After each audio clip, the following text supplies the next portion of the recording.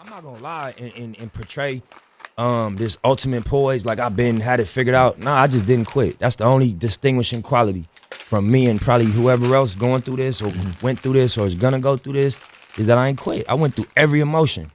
I went through every emotion with trying to pursue what I'm doing. You know what I mean? And I think that what gonna separate whoever's gonna try to go for something is that you ain't gonna quit. Unless, you know, you're gonna really take the stance if I'm gonna die behind what I'm getting at right now.